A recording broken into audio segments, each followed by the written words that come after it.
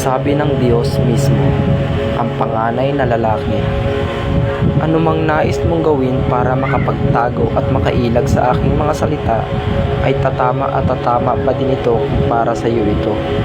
Kahit man ano pang gawin mong paraan para maiwasan ito, patuloy ka nitong hahabulin hanggang sa kaduluduluhan ng mundo. Huwag maging kampante na para bang alam mo na ang lahat ng ginagawa ko sa lupa, kaya napakatigas ng ulo mo at paulit-ulit na tinutuligsa ang mga sinasabi ko. Masyado bang masakit para sa iyo na tanggapin ako? Masyado bang mababa ako para sa mga pamantayan mo para tanggapin ang pag-iral ko?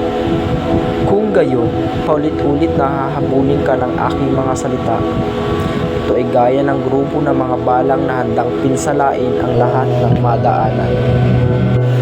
Lahat ng mga laban sa akin kahit sa kanilang mga isip ay hahatulan ng aking mga salita na maaaring ikamatay ng kanilang laman, kaluluwa at espiritu.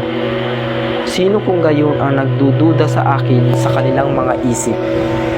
Sino kung gayon niya ang mga ayaw nagpapatotoo sa akin? Kung gayon, maghintay tayo sa tiyak na panahon na mahatulan ko kayo. Walang pinatatawad ang aking katwiran sa lupa. Sabihin man ng tao, paano ang gayong kaliit na kasalanan ay nagdulot sa akin ng kapahamakan. Sasabihin ko ito sa harap nila. Hindi lamang tao ang kinalaban mo, kundi ang Diyos mismo na nakaupo sa dakilang puting trono.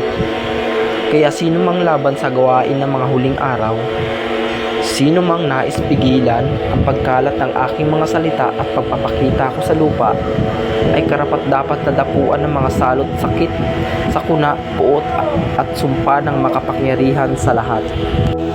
Isa ito sa mga atas administratibo. Alaman ito ng tao o hindi ko na pananagutan ng mga ito. Gaya nga ng sabi ko, hindi lang tao ang kinalaban nila, kundi ang Diyos mismo na makapangyarihan sa lahat.